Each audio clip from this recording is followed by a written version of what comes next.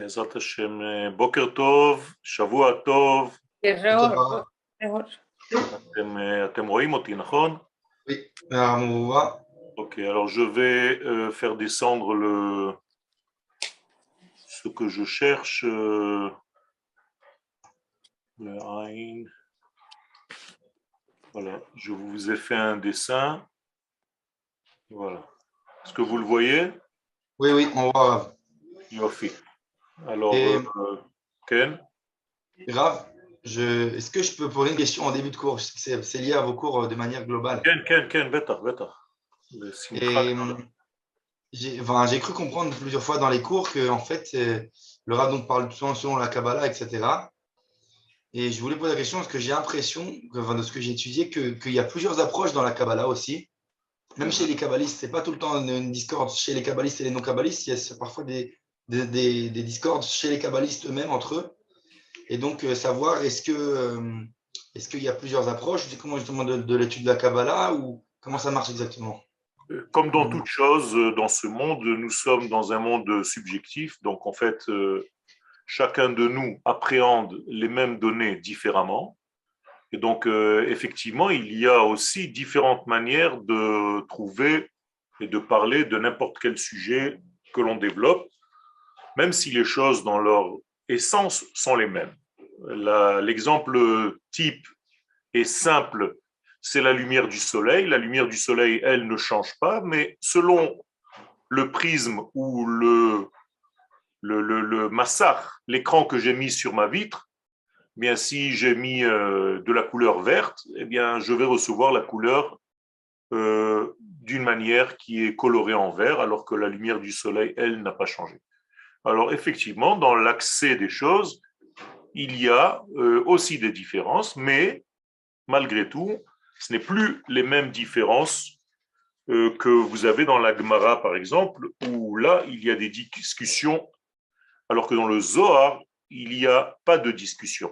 C'est-à-dire, on dit les choses, d'ailleurs, comme dans le Talmud de Jérusalem. Dans le Talmud de Jérusalem, on est tellement proche de la vision intérieure des choses qu'il n'y a plus de discussion. Ça devient une halakha. Alors, plus on s'approche en fait de l'essence des choses, moins il y a de discussion, mais toujours on respecte le prisme de chacun d'entre nous, bien entendu, et ça c'est très important. La grande différence, les différences, ce sont ou bien des kabbalotes, une kabbala qui est liée au système de la kabbala pure, comme par exemple celle du Rav Sharabi, le Rashash, lié au Harizal, tout est lié au Harizal bien entendu, ou bien la Kabbalah qui est un tout petit peu plus basée sur la Chassidoute, c'est-à-dire la Kabbalah du Baal Shem Tov, Alav Shalom, Srutot Agen Alenu Amen, et tout le reste. Bien entendu, les deux sont des géants, et chacun va appréhender la chose selon son cœur. Comme disent les sages, En Adam Lamed, Ela Bemakom Sheli Bo Chafetz. Il faut prendre compte du cœur de chacun d'entre nous et de la manière qui l'attire le plus dans l'étude de la Torah. C'est très important de faire confiance aussi à ce que nous ressentons. On ne peut pas nous dire fais comme ça et c'est tout. Il y a fait comme ça, mais selon le prisme que tu préfères. L'un préfère le côté chassidoute, l'autre préfère le côté beaucoup plus cartésien et schématique de la Kabbalah pure. Et donc, il y a de la place pour tout le monde. Et c'est en fait, en gros, les grandes discussions au niveau de la Kabbalah. Ce n'est pas vraiment des contradictions. En tout cas, ce n'est pas des éléments qui repoussent les autres en disant que ce n'est pas logique ou que ce n'est pas légitime. D'accord? Oui, mais Rav, moi je pensais pas par rapport à la Torah du Hari et la Chassidut, je pensais même, je sais que Manitou souvent il rapporte la Kabbalah par exemple de Sha'arei Ora qui est qui a précédé le Hari. Donc la Kabbalah c'est de Sfarad, etc. Et donc là aussi on voit parfois des différences. Il y a des différences, mais en réalité, ce sont des différences qui sont essentiellement à un degré très très profond de prise de conscience de partsoufim ou bien de sphirotes individuelles. D'accord? Ça veut dire qu'il y a des gens qui traitent beaucoup plus des sphères quand tu traites des sphères, c'est que tu traites en fait de l'individuel. Et quand tu traites d'un ensemble de sphères, c'est-à-dire un partsouf, alors tu prends conscience d'un degré plus large. Donc, c'est des différences qui sont des nuances très, très, très, très poussées quand on a déjà une certaine hauteur dans l'étude. Ce n'est pas ce qui doit gêner au premier abord et au premier degré. On est encore loin de ce genre de différences et de prise de conscience de ces différences. D'accord? Pour nous, à ce niveau-là de l'étude, on est encore dans la base qui est commune à tout le monde. De toute façon, les bases sont communes à tout le monde. C'est juste, encore une fois, sur quoi je vais mettre l'accent ou sur quoi je vais moins mettre l'accent. C'est tout. D'accord? Merci beaucoup. Alors, ok, il n'y a pas de souci. Si vous êtes avec moi, donc on continue. Je vous ai donc dessiné cette fois-ci l'ensemble et on va faire une récapitulation de tout ce qu'on a fait jusqu'à aujourd'hui pour que vous compreniez bien. Donc, nous sommes dans l'arbre des sphirotes. Là, on ne voit plus l'arbre. On voit maintenant les fichiers. Ah, vous voyez que le fichier? C'est bizarre. Maintenant, on ne voit plus l'arbre. Tout à l'heure, on On le voit voyait. que votre fichier. J'ai compris. Alors, il fallait me le dire. Je vais rentrer dans Share New, OK? Là, vous voyez? Non, Non. c'est toujours votre fichier. Toujours pas. Donc, c'est le fichier que vous voyez. Le fichier, le dossier. Je vais fermer le dossier. Attendez, je vais fermer celui-là. Stop share. Voilà. Vous? Voilà, là, vous me voyez. C'est moins intéressant que l'arbre. Oui.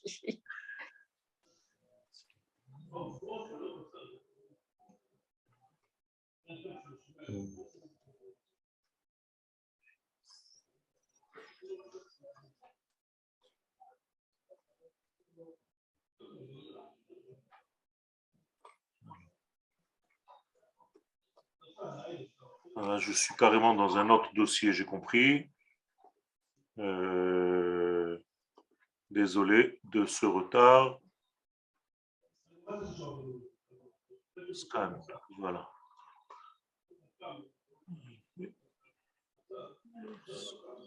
Non, c'est pas ça du tout. Alors, où je vais aller, c'est ça. Grave, sinon, vous pouvez faire comme j'ai fait tout à l'heure. J'avais un problème technique moi aussi. Vous pouvez partager votre écran au lieu de partager Voilà, le ça y est, fichier. ça y est. Là, vous l'avez? Pour l'instant, non. Je crois que vous avez le même problème que j'ai eu tout à l'heure, il me semble. Mais, sinon, vous pouvez essayer de faire en partage écran global, pas partager juste le fichier. Quand vous allez dans le tiers, vous faites dans le tiers, vous tapez partager l'écran.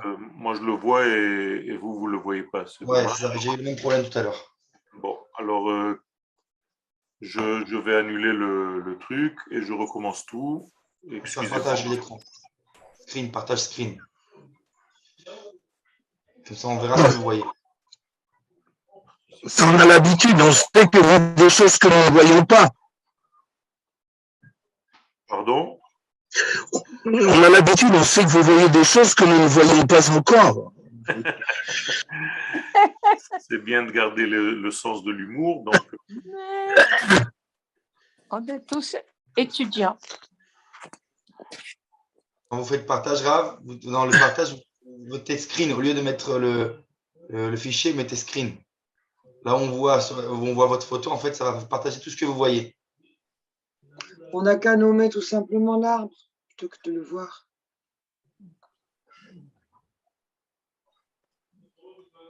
Là, vous avez repartagé les fichiers. je sais, mais parce que je cherche le fichier, c'est dommage que je ne sois pas très fort dans tous ces domaines-là. Ça marche toujours pas là? Non, Non. On voit la page des dossiers. Incroyable. Bon. Alors, je sais pas quoi faire. Vous avez qu'à nommer. C'est dommage. J'ai eu le même problème, c'est de faire partager. Au lieu de faire partager le fichier, quand vous mettez share, vous mettez share screen. Là où il y a normalement votre photo. Il y a marqué You are screen sharing. Il y a marqué. Oui, ça, mais on voit le fichier. Donc, quand vous avez share, vous avez plusieurs options de partage. Prenez la première option qui est le partage du screen de l'écran, comme ça, tout ce que vous voyez, on le verra. Portion screen. Voilà, Oh, là, on voit ce que vous voyez. super. En arrière, on voit tout. Vous voyez là? Là, on voit l'arbre, on ne le voit pas en entier. Il faut juste faire un zoom un petit peu en arrière.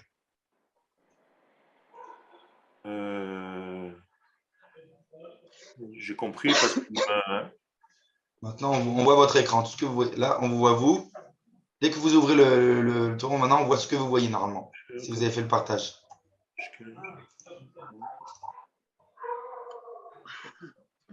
Voilà, là, on voit l'arbre.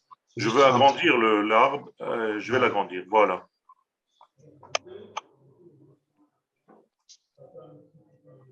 Très bien. On voit tout le haut de l'arbre. Voilà. Le bas, on le voit. Ok. Voilà. C'est bon là? C'est bon. Tout ce que vous voyez, on voit, Rav. Ok. Alors, on va commencer. On a un petit peu perdu du temps. Mechila. Voilà. Alors, il faut comprendre que, en fait, le langage de la Kabbalah, le mot Kabbalah en hébreu veut dire monde parallèle, Hakbala. Les Hakbil, c'est-à-dire voir les choses dans un monde parallèle, un degré parallèle. Ce qui veut dire qu'en réalité, j'ai plusieurs manières de lire le même texte initial. Autrement dit, je peux lire un texte dans le sens de l'écrit et je peux transformer tout ce que je lis en sphirot ou en partsoufim. Ce sera toujours le même sujet, mais avec une approche différente. D'accord? C'est comme si quelqu'un qui parlerait en lettres, eh bien, il dirait Aleph, Bet, et la même personne parlerait en chiffres, va dire 1, 2. Donc, on parle du même sujet, mais avec des poids différents, puisque le Aleph, c'est toujours 1 et le Bet, c'est toujours 2. Il y a aussi ici une traduction, un monde parallèle au texte de la Torah. Et je peux très facilement prendre le texte de la Torah et tout simplement parler en séphirot. Au lieu de parler du texte de la Torah, je vais tout simplement lire des sphères. Donc à chaque fois que je verrai Yosef dans le texte de la Torah, je pense à une certaine sphira. À chaque fois que je verrai Yosef, Moshe Rabbeinu, Aaron, Abraham, Yitzhak, Yaakov, en réalité, tout est un ensemble de séphirot. C'est très simple, c'est le même langage, mais différent, avec d'autres codes. Et donc, il suffit d'apprendre ce langage. Et en apprenant ce langage, on parle un langage parallèle au texte de la Torah, toujours la même chose, et je dois être capable de lire ou bien avec des sphères, ou bien avec des lettres, ou bien avec des couleurs, ou bien avec d'autres notions. Vous comprenez qu'on parle toujours du même sujet différemment. Et ça, c'est très, très intéressant, c'est très important. Ça veut dire que si aujourd'hui j'ai rendez-vous avec un scientifique, eh bien, le scientifique ne connaît pas mon langage de Kabbalah. Alors lui, il va me parler avec des notions à lui, de science. Mais étant donné que les notions de science correspondent à des notions aussi de Kabbalah et de textes de la Torah, il s'agit juste d'un autre langage qu'il suffit que j'apprenne. Et une fois que j'ai appris ce langage de science, eh bien, je sais que telle façon de dire en science, ça me donne dans la Kabbalah, je ne sais pas moi, un partsouf ou une sphira. Donc la même chose, je dois être capable de parler avec n'importe qui, tout en gardant mon langage. Vous avez compris? Et à nous d'apprendre les différents langages qui se trouvent dans l'univers. C'est très important de savoir différents langages. Et donc, nous allons dire comme si on parlait une autre langue, mais en réalité, il faut apprendre cette langue. Okay? Alors, la Genèse en français, c'est Bereshit. Quelqu'un qui ne sait pas les deux langages, eh bien, il va être paumé. Mais si je connais et le français et l'hébreu, je vais dire ou bien Genèse ou bien Bereshit, et je sais que je parle des mêmes notions. Là, vous êtes en train d'apprendre une nouvelle langue. C'est tout. Donc, je suis là en train de vous faire un nouvel ulpan. Un ulpan qui, au lieu de dire, par exemple, Bereshit, vous allez dire Chochma. Parce que le mot Reshit veut dire Chochma dans la Kabbalah. Quand on va vous dire Bria, Bara, vous savez que c'est Bina. et ainsi de suite dans tous les degrés. Donc, il faut tout simplement apprivoiser ce nouveau langage et au fur et à mesure, il entrera dans votre conscience et vous allez commencer à pouvoir l'utiliser différemment qu'un langage de texte de la Torah simplement. Alors maintenant, par exemple, je vous donne tout ce qui se trouve dans le monde de la base de toutes ces sphirotes. On appelle ça l'arbre séphirotique, c'est-à-dire Hatzilut. On appelle le monde Hatzilut parce que c'est le monde de l'émanation, le premier monde, on va dire, dans lequel l'infini béni soit-il a décidé par sa volonté infinie de descendre vers nous. Et donc lorsqu'il descend vers nous, eh bien nous on va schématiser cette descente. Bien entendu, ces sphirotes n'existent pas dans l'espace, il n'y a pas des bulles, il n'y a pas tout le dessin que vous voyez devant vous, c'est un dessin au niveau de l'esprit, vous comprenez bien. C'est tout simplement une façon de comprendre schématiquement comment l'infini descend vers le fini. Et donc nous sommes obligés de schématiser pour que ce langage devienne un tout petit peu plus humain. Parce que si je reste avec des notions qui me dépassent, eh bien je ne pourrai jamais développer un sujet quelconque.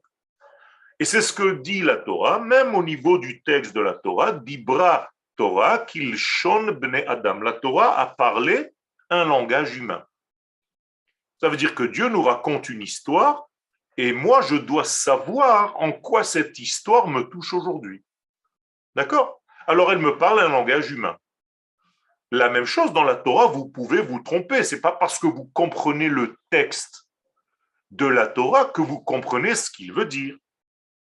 Par exemple, hier, lorsque Yehuda et Yosef se sont rencontrés, si vous laissez cette rencontre à l'extérieur de vous, comme deux personnages qui se sont rencontrés là-bas au temps biblique, eh bien, vous n'avez rien compris. Vous avez compris ce que je suis en train de vous dire? Alors, vous avez compris le texte, c'est sympathique. L'histoire du passé, c'est encore plus sympathique, mais ce qui n'est pas du tout sympathique, c'est que tu n'as pas compris que Yosef et Yehuda se trouvent à l'intérieur de toi. Alors, est-ce que en toi, tu as fait cette rencontre? C'est ça le problème. Savoir ce qui s'est passé dans l'histoire, d'accord, mais ça, c'est l'histoire que papa m'a racontée. Mais si je n'ai pas compris que papa voulait me faire passer un message, eh bien, c'est dommage. Je vais rester avec l'histoire à l'extérieur de moi, étrangère à moi. C'est clair ce que je suis en train de vous dire? Étant donné que la Torah n'est qu'une prophétie, eh bien, elle ne vient pas me raconter des histoires inutiles. Elle vient me raconter des histoires qui me touchent, puisque la prophétie doit s'appliquer en moi à toutes les générations. Aujourd'hui, moi, je suis une des générations. Donc, la Torah qui a été donnée à tel moment, écrite à tel autre moment, doit me parler aujourd'hui aussi, sinon ce n'est pas une prophétie. Et si la Torah n'est pas une prophétie, bien je n'ai pas à y croire, je n'ai pas à la prendre comme clé. Mais les sages nous disent que la Torah, c'est la parole divine à l'homme, à toutes les générations. Donc, le travail à faire et à fournir, c'est exactement ce que je suis en train de vous dire. Est-ce que vous avez, par exemple, fait ce travail de transformer, de traduire tous les frères dans votre personne? Est-ce que vous avez trouvé votre Ménaché? Est-ce que vous avez trouvé votre Zvouloun? Personne ne fait ça. Mais on passe tous à côté de la plaque. Alors on parle de personnages, comme dans une bande dessinée. Il y a tel personnage, mais quand je ferme le livre, eh bien tous les personnages sont écrasés dans le livre. Qu'est-ce que ça m'a fait? Alors la Torah n'est pas du tout pour ça. La Torah vient me dire, quand tu parles d'un personnage, eh bien c'est ce même personnage que tu aimantes en toi. Si je prononce le nom de Yaakov, en moi, la parcelle, la partie qui s'appelle Yaakov doit maintenant éclairer. Vous avez compris? Maintenant, je prends cet arbre séphirotique que vous avez devant les yeux, mais c'est exactement pareil. Quand je dis, par exemple, Yaakov, eh bien, il y a, vous voyez ma flèche là? Imaginez-vous que ça s'allume. C'est des boutons. Dès que je dis Yaakov, il est là, eh bien, vous avez un bouton qui s'allume. Je parle de Abraham, il y a le chesed qui s'allume. Vous comprenez ce que c'est que les Urim et les Tumim? Lorsque le Cohen avait un pectoral, eh bien, chaque fois qu'on parlait d'un langage, il y a un degré qui s'allumait. Ça veut dire que tu es en train de toucher ce point dans l'univers. Ce point en toi-même est en train de s'allumer. Si Yaakov est triste dans la Torah et qu'il n'arrive pas à exprimer sa vie, eh bien, pendant toute la lecture où Yaakov est triste parce que Yosef est parti, eh bien, c'est tout simplement parce que vous voyez ce trait d'union entre Yaakov qui est représenté par la sphira de Tiferet et Yosef qui est là représenté par le Yesod, eh bien, ils ne sont plus en contact. Alors, s'ils ne sont plus en contact, Yaakov se trouve dans un mal-être, dans un malaise. C'est terrible. Eh bien, je dois ressentir, moi, ce malaise, ce mal-être. Et quand les frères vont se rencontrer, eh bien, Yosef est là, il va rencontrer Yehuda, regardez, il est là. Donc, en réalité, le Yesod et la Malchut vont se rencontrer, étant donné que le Yesod, regardez, il prend en compte tout ce cercle, donc c'est le Vav, du nom d'Hachem, eh bien, il va se relier au He, du nom d'Hachem. Voilà la rencontre de Yehuda et de Yosef. Yosef et Yehuda, c'est les deux dernières lettres du nom d'Hachem. Voilà Yosef, voilà Yehuda. Ça veut dire que j'ai complété le nom. J'ai écrit enfin Yud Ke Vav Ke. Il me manquait Vav Ke. J'avais Yud et He, puisque c'est des degrés qui nous dépassent complètement. Ici, je l'ai appelé Olam Haba. Vous voyez, Yud et He, Olam Haba. Ça ne dépend pas de mes actions, ça. Ce qui dépend de mes actions, c'est ce qui est Shayachut la Olam Hazeh. Donc, toute cette partie qui fait partie de ma vie. Donc, Vav, c'est Tiferet Yaakov, mais nous avons expliqué que El et Toldot Yaakov Yosef, ça c'est l'écrit de la Torah. Maintenant, au niveau des Sphirot, voici la Sphira qui va sortir de Tiferet, Yesod. Je répète, El et Toldot Yaakov Yosef. Dans un langage sphiratite, voici les engendrements de Tiferet, Yesod. C'est pareil. Je vous ai dit la même chose deux fois. Là, j'ai utilisé des noms. Là, j'ai utilisé des noms de code qui s'appellent des sphères. Et une fois que Yosef, puisqu'il est l'engendrement de Yaakov, et qu'Yaakov représente tout ceci, la lettre Vav, donc lui, il va représenter un partsouf qui s'appelle Zeiranpin, Za. Eh bien, Zeiranpin, par où il se termine? Par Yosef. Donc Yosef, c'est le dernier, avant de rejoindre en bas Yehuda.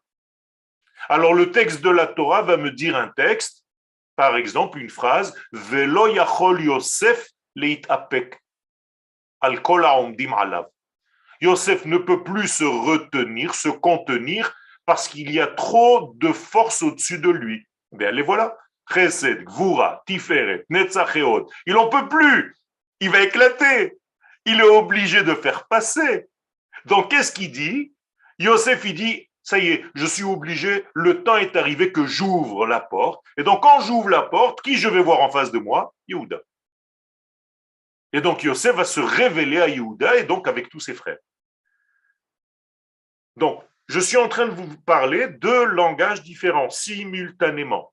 Si vous avez des questions, posez-les parce que c'est très important de comprendre ça. Alors, plus on descend, plus on est à l'extérieur. Vous voyez, Chitzoniut. Là, on est déjà en dehors du corps. Les bar migoufa, ça veut dire que quand on parle de Netzach, Hod et Yesod, c'est comme si on parlait de Moshe, de Aharon et de Yosef. C'est-à-dire, qu'est-ce que c'est que ces forces-là? Pourquoi on les appelle les bar migoufa en dehors du corps? Mais ça veut dire que ce sont des sphères ou des personnages, selon comment tu parles, qui sont là pour extérioriser, pour mettre ce qui était pnimiout dedans, chitzoniout dehors. Voilà. Donc Dieu va choisir Moshe, parce que Moshe arrive à exprimer ce qu'il y a dans la pensée divine intérieure. C'est tout. Et donc, si tu es, Ken, si tu fais partie de ces personnes qui sont capables d'extérioriser les choses, eh bien, tu vas devenir un enseignant. Parce que qu'est-ce que fait l'enseignant? Il va prendre des notions très, très, très profondes, il va te les descendre au niveau de ce que tu peux comprendre, entendre par ton intelligence humaine. J'écoute la question. Donc, ce qu'on a compris, donc, ça veut dire qu'à chaque fois qu'il y a, entre autres, tous les différents personnages, prénoms qu'on a parlé, la traduction, c'est les sphirotes, par exemple. Exactement. Et ma question, c'est, pour Rachel, Vela, etc., les Imaot, plus ou moins, on a aussi compris, mais j'ai envie de dire, Myriam, par exemple, on n'a jamais parlé à quoi ça correspond, ce qu'est la traduction. C'est la même chose. Myriam, en réalité, c'est elle qui va donner naissance à Moshe. On va dire comme ça, même si ce n'est pas elle qui l'a accouché, qui l'a mis au monde, mais en fait, c'est elle qui l'a protégé. Donc, si Myriam a protégé Moshe, c'est qu'elle est de la même tendance que lui, mais à la source. D'abord, elle est plus vieille que lui, donc elle est au-dessus de lui. Donc, au niveau des sphirotes, on va chercher un côté féminin qui va être à la source de Netzach, de cette éternité. Eh bien, c'est très simple. Au niveau des sphirotes, on va parler de Bina. Donc, elle est ici. Où est-ce que vous avez mis le féminin, Rav? Parce que je vois c'est écrit Zachar. Non, Zachar, c'est ici. Ok. Où sont les féminin, c'est Nekeva, Nukba, ici, tout le bas. Et en haut, là, vous voyez, il y a un trait rouge qui sépare, qui fait la différence entre le haut et le bas, parce que ça, c'est Pnimiout. Et ça, c'est déjà Gouf et Chitzoniout. Donc, à l'intérieur, le côté masculin, il se trouve ici. Donc, ça, c'est le Moshe. Vous voyez, il est là, mais à sa source, il est là. Eh bien, pour que Moshe se dévoile, il faut un côté féminin. Donc, Ima, la voilà. Donc, la lettre He. Donc, Myriam se trouve ici. Elle est cachée ici. C'est elle qui va révéler Moshe qui se cache dans la Chokhmah. Et donc, elle va faire en sorte de protéger Moshe. Grâce à elle, Moshe va se faire voir, entre guillemets, dans le bon sens du terme, hein, pas à la française. Si on peut voir un jour Moshe, c'est grâce à Myriam. Donc, c'est toujours grâce à un côté féminin que tu peux voir l'homme qui se cache à l'intérieur. Ok? Donc, devant et pas derrière. Devant chaque homme se cache une femme, pas derrière, devant. Parce qu'en réalité, c'est la femme que tu vois. C'est le côté féminin que tu vois, même si tu vois un homme. Tu vois son côté réalisé, donc c'est déjà un côté féminin. Non, moi, je dis toujours que derrière un grand homme, il y a une plus grande femme. Alors, moi, je dis que c'est devant le grand homme. Parce que ce que tu vois, c'est le côté féminin qui a bien voulu se dévoiler. Donc, même quand tu vois un homme, tu vois le côté féminin, donc révélé de lui. Ok. Ok? Alors, je recommence. Hatzilut, c'est le monde premier. En bas de Hatzilut, quand on a fini Hatzilut, il y a, regardez, Bria, Yetzira et Asiya. Ce sont des mondes qui sont déjà dehors. Mais le système de base, si on ne vous dit pas où on parle, sachez que c'est toujours dans Hatzilut.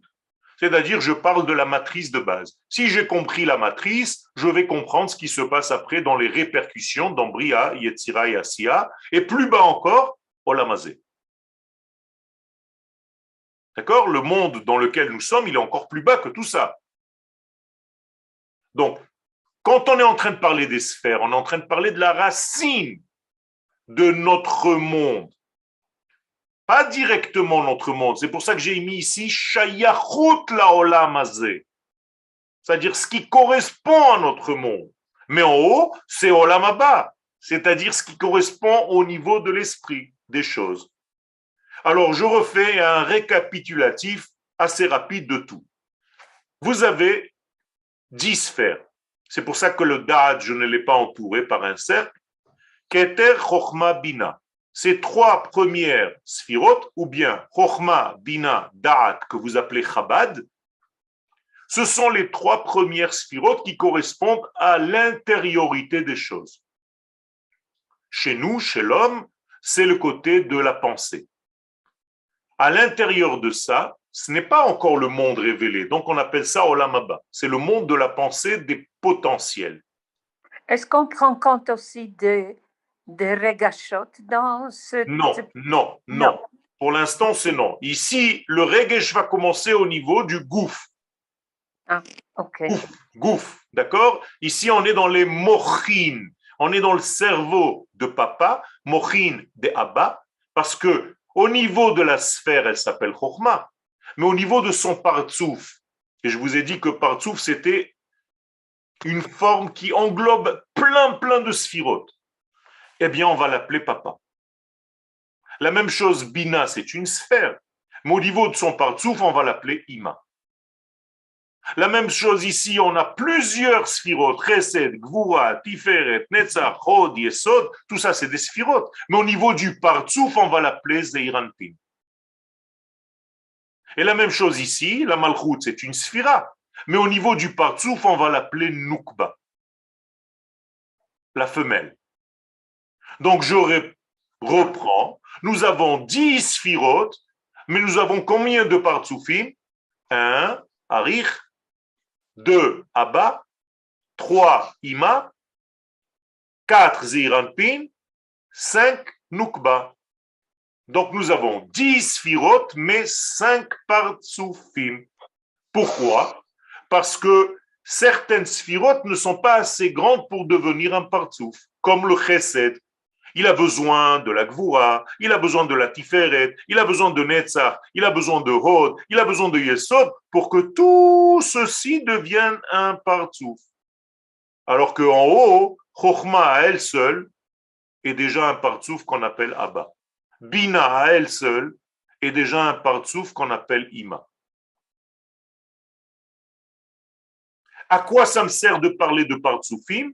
Eh bien, quand je veux parler d'une notion plus large, quand je veux parler d'un degré qui englobe toutes les sphères, tous les détails. Je ne parle plus donc de détails, de sphirotes, je parle d'un partsouf. Exactement comme mon partsouf, mon visage. Quand je veux parler de mon visage, c'est englobant tout. Les yeux, le nez, les narines, les oreilles, la bouche, les dents, tout.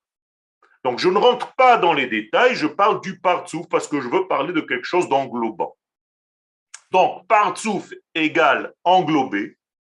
Séphira, sphère, veut dire unité, précision, individualité. Vous êtes avec moi? Mispar. C'est tout. Donc, il y a ici une structure générale qui est sur 3 bases. C'est-à-dire le côté droit, vous le voyez ici, le côté gauche, vous le voyez ici, et la centralité. Pourquoi j'ai besoin de 3 lignes comme ça? Parce que tant que la structure n'est pas triangulaire de cette manière-là, elle ne peut pas tenir, elle va exploser. Imaginez-vous qu'il n'y avait qu'un seul trait. C'est-à-dire que toutes les sphères sont dans une seule ligne. Le Keter, la Chokhmah en dessous, la Bina en dessous, le Chesed en dessous, tout ça sur une seule ligne. Mais si Chaz Veshalom, il y a une des sphères qui est malade, qu'est-ce qui se passe? Mais toute la ligne est malade. Il n'y a plus rien qui marche. Alors qu'ici, si j'ai le côté gauche qui ne va pas bien, il y a le côté droit pour le protéger. Si la centralité est déséquilibrée, je peux arranger avec la gauche et la droite. Ça veut dire que dans un monde où il y a 3 degrés d'évolution, eh bien, il y a possibilité de faire un tikkun. Comme en électricité, imaginez-vous que toute votre maison, elle soit sur une seule ligne. Dès que vous avez une lampe qui éclate, toute la maison est éteinte. On est d'accord?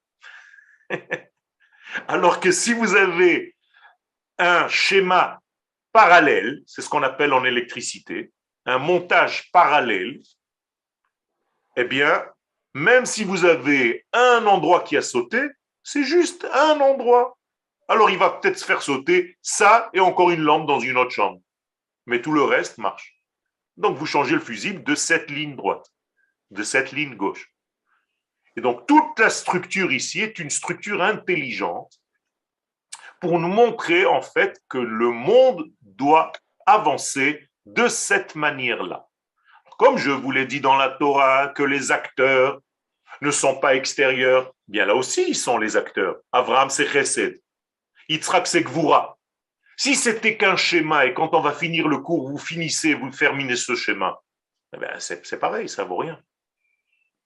Mais quand vous allez comprendre que tout ce schéma c'est vous, ça change tout. Et les kabbalistes, qu'est-ce qu'ils nous demandent? À chaque fois que tu vas commencer la Hamida, tu vas regarder ce schéma en entier. Et tu vas te dire, voilà, toutes ces sphirotes, maintenant que je vais appuyer sur les boutons, parce que quand je vais dire Baruch Ata Hashem Chonen Adat, je suis là. Baruch Ata Hashem Goel Israël, je suis là. Baruch Ata Hashem Mekabet Nitra Amo Israël, je suis là. Ça, on ne l'a pas encore appris, mais je vous le dis d'avance. Ça veut dire qu'à chaque fois que je suis dans une des bénédictions que vous avez dans la Hamida, vous êtes en train d'appuyer sur une lampe. Pip, pip, pip. C'est comme si vous appuyez sur des réseaux à l'intérieur de vous-même. C'est tout. Comme dans une application de téléphone. J'ai une question. Yes. Comment, en fait, ce qui est troublant, c'est que, par exemple, Yehuda, si j'ai compris, Yehuda, il repose sur Moshe et Aaron, mais alors que c'est pas chronologique. Tout à fait. On s'en fiche de la chronologie pour l'instant. Même la Torah, elle le dit. En mukdam ou me'uchar batorah. Il n'y a pas d'avant et d'après dans la Torah, parce que si vous êtes coincé avec la chronologie, ça veut dire que l'histoire vous importe, mais vous n'avez pas compris le sens profond de cette histoire. D'accord? Et toutes ces sphirotes, c'est aussi notre corps, Exactement. Et notre esprit, et notre corps, et notre pensée, et nos paroles, ça se répercute à tous les étages. Alors, Seulement, je comprends. Pardon, vas-y, Félicia. Ce que je ne comprends pas, c'est la Malchout, et elle est tout en bas. Parce que la Malchout, c'est le dernier vase qui recueille tout ce qu'il y a eu au-dessus d'elle pour la recevoir. La Malchout, ça vient du mot kli. Mechil, celui qui est capable de contenir. Pour contenir, il faut que je sois à la fin. Voilà, je vais vous donner une clé. Dans quel paracha nous allons être ce Shabbat qui vient? Vayechi. Ok. C'est la combien au niveau du livre de Bereshit? La première, la milieu ou la dernière? Sauf. Ah, c'est la dernière. Donc, quelle sphira vous allez lui donner? Malchut. Exactement, vous avez compris. Donc, ça veut dire que la paracha de Vayechi, elle va jouer le rôle de quoi? De révéler toute la pensée divine qui était dans quel paracha? Bereshit. Tout à fait. Vous avez compris. Ça veut dire que je vais maintenant, dans ce que je vais voir dans Parashat Vayechi, je peux savoir rétroactivement ce que Dieu avait dans sa pensée initiale quand il a créé le monde. Ouais. Pas moins que ça, pas moins que ça. Et qu'est-ce qu'il voulait, Dieu? Que toute sa création arrive où? En Égypte, c'est-à-dire dans les oubliettes, pour que là, maintenant, on va commencer une nouvelle structure. Maintenant, imaginez-vous qu'il y a une nouvelle page qui va commencer la semaine d'après, qui va s'appeler Shemot, et qui va faire apparaître quelque chose de nouveau qui n'a jamais existé encore. Quoi? Le peuple d'Israël. Jusqu'à maintenant, tout ça, c'était au niveau des individus. Donc, on termine Malchut, Vayechi, le monde des individus. Et la semaine d'après, on va commencer le monde de la nation. De la nation. Vous avez compris maintenant comment ça marche? C'est aussi simple que ça. J'essaye de vous le faire le plus simple possible. Très beau, très beau. Alors, je voulais dire quelque chose. Ken. Il y a 4 ans, je m'étais inspirée justement de l'arbre des séphirotes pour faire une conférence sur le fait que c'était nous, la personne entière, mais aussi que ça contenait le processus des 5 phases du couple. Et je m'étais lancée dans cette aventure en développant le lien entre les séphirotes et le processus du couple. Et c'est pareil, c'est exactement pareil. De l'individu, mais aussi du deux, donc de la cellule couple. Tout à fait. J'ai trouvé, je suis allée du haut vers le bas, et il y a quelqu'un qui m'a dit dans la conférence, une personne qui était présente, qui m'a dit, mais d'habitude, on va du bas vers le haut.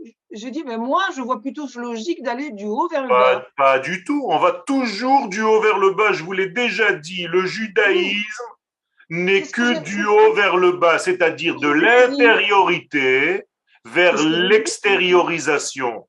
Oui, mais lui me disait, bon, c'est un écrivain et juif, il me disait l'inverse. Alors je disais, pour moi, c'est très logique que ça soit du haut vers le bas. C'est même pas pour vous, c'est même pas pour vous. Si ça commence du bas vers le haut, ça veut dire que ça commence par ma subjectivité. Mais bien sûr. Donc ce n'est plus du judaïsme, c'est une religion. Le judaïsme, ça vient de l'objectivité divine. Donc ça vient toujours du haut vers le bas. Ça peut pas être autrement. Merci. Et là, vous avez Abba, voilà le couple. Abba et Ima. Oui, c'est ce que j'ai développé. Et d'ailleurs, le fils va être le prolongement du père, donc le Vav, et la fille, telle mère, telle fille. Ce sont les mêmes lettres. Donc vous avez une famille entière, Yud, Ke, Vav, Ke. Ok, merci. D'accord? Donc toute la Torah doit être comprise comme ça quand on veut étudier la Kabbalah. Donc la Kabbalah, c'est pas quelque chose de nouveau, on n'apprend pas à voler, on n'apprend pas, c'est du grand n'importe quoi, c'est de l'ignorance, c'est tous les gens qui ne comprennent rien. La Torah est un nouveau langage parallèle à celui que tu as l'habitude de développer depuis que tu es petit garçon, petite fille. C'est tout. Apprends ce langage et tu vas comprendre en réalité les ramifications. Maintenant, je vais vous donner des exemples parce que tous, c'est des exemples parce que vous les connaissez, ces exemples. Abraham est là, d'accord? Chesed. Maintenant, si je dis par exemple dans la Hamida, Baruch ata Hashem Eloheinu melech haolam, Elohe Avraham. C'est plus Abraham, c'est Elohe Abraham. Donc, c'est quelle sphira? Exactement, celle qui est juste au-dessus. Donc, chez les kabbalistes, dans vos livres, vous allez voir marqué là-bas, donc, Elohe Abraham, Chochma. Quand on va vous dire Elohe Yitzhak, pas Yitzhak, Elohe, le Dieu d'Yitzhak, donc au-dessus de Yitzhak, c'est Bina. Bina. Vous avez compris? Ve'Elohe Yaakov, Da'at. Ou Keter, c'est pareil. Vous avez compris? Mais si je vous dis Abraham, Yitzhak et Yaakov, eh bien c'est Chesed, Gvura et Tiferet. Maintenant, si je vous dis les enfants d'Abraham, Yitzhak et Yaakov au niveau énergétique, eh bien c'est Netzach, Hod et Yesod, Moshe, Aaron et Yosef. Et si je vous dis la fille qui va tout recevoir, c'est toujours Malchut. Et donc elle, on va l'appeler Rachel. Et donc Rachel, on l'appelle Akeret Habayit, Ikar Habayit, l'essentiel de tout l'édifice qu'on est en train de construire ici. Et sa sœur, elle est là. Elle s'appelle Bina. Pardon? Comment elle est reliée à Yehuda? Eh bien, Malchut, c'est la même chose que Yehuda, puisque la force de la royauté, c'est celle que Yehuda va donner, va révéler. Le Harizal nous dit que Yehuda, et tous les frères d'ailleurs, sont du côté féminin. Tous. Ce sont des femmes-hommes ou des hommes-femmes.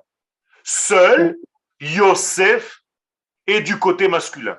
Très bizarre. Maintenant, je vous change de langage. On prend les fruits que vous avez chez vous à la maison, des fruits que vous mangez. Et c'est la même chose. Tous les fruits que vous allez acheter au marché, ce sont du côté féminin, sauf un fruit qui est du côté masculin, la pomme. Vous avez compris comment je peux vous changer d'un langage à un autre et on parle toujours de la même chose. Maintenant, vous voulez que je vous parle en couleur? C'est pareil. Toutes les couleurs se trouvent ici, ici, ici, ici, ici, ici. Tout ça, c'est des couleurs. Ici, c'est la dernière des couleurs, celle qui contient le tous et qui absorbe le tous, le noir. Ou bien le rouge qui sèche et qui devient noir. Comme le sang, quand il se coagule, il devient noir. Il devient noir. C'est tout. Et les Chachamim nous disent dans le langage de la Gemara, Adom, Shachor, Shachor ou Adom Shelaka. Le noir, c'est un rouge qui a séché. C'est tout. Alors, je vous ai parlé en personnage, je vous ai parlé en fruits. Vous voulez que je vous parle en légumes? C'est pareil. Vous voulez que je vous parle en couleurs? C'est pareil. Vous voulez que je vous parle en énergie? C'est pareil. Seulement, c'est des langages différents et parallèles. Donc, Kabbalah vient du mot parallélisme, Akbala. Apprends le parallélisme. C'est tout. Ce sont les barres parallèles. Et la couleur qui contient toutes les autres, c'est pas le blanc par rapport au prisme. Non, le blanc, c'est la racine de toutes les autres. Et c'est Bina. Bina, elle est l'Olam Abba, donc elle est blanche. Je vous ai rappelé Blanche-Neige et les 7 nains. D'ailleurs, on l'appelle Blanche-Neige dans la Kabbalah.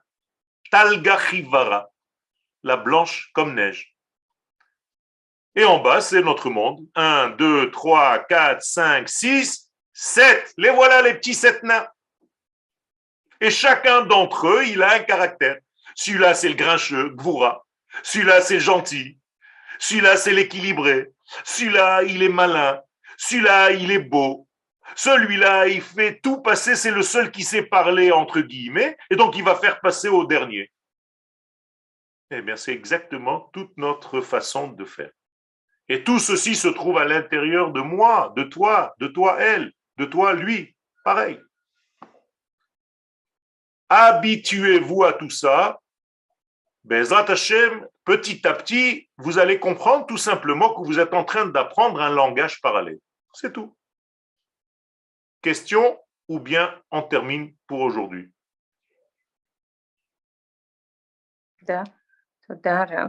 Ok, j'espère que tout est clair. De toute façon, petit à petit, je sais pas, donnez-moi un mail, je vous l'envoie et vous l'envoyez entre vous, je sais pas comment faire. On peut maximum, j'allais dire, nous par le mail, envoyer par mail et. Alors voilà, j'envoie ça à Rabbi Yaakov Zerbib et il va l'envoyer à tous puisqu'il a vos mails, moi je n'ai pas à tout le monde. Ok, Yeshrecha, Toda Rav. Toda Rabba, apprenez ça par cœur. La semaine prochaine, interrogation orale. Oh my God. Je vous vois, hein, je peux vous demander. Voilà, je vais demander par exemple à Nili. Nili, quel est le représentant de Elohé Yitzhak? C'est tout, il faut qu'elle me réponde tout de suite. Anne, Yehudit, Myriam, tous, je vous vois, ne vous inquiétez pas. Donc, je vais me faire un degré. Et même ceux qui ont quitté la caméra parce qu'ils sont à côté, je vous les vois aussi. Eliaou Galeto, il est là sans être là. Ken Edouard, il est là très, très, très assidu. Monsieur Nakash, et ainsi de suite. Hana Ifergan et Evelyne Garibaldi. Et vous êtes tous devant moi, donc je vais vous interroger, Bezrat Hashem. Donc, si je comprends bien, pour la semaine prochaine, il faut réviser Blanche-Neige. Avec le Rav Cherki, on avait l'habitude du Petit Prince et maintenant on passe à Blanche-Neige. Il n'y a pas de souci. Bezrat Hashem. Toda Rabba lekulchem. Torot tovot. Shalom.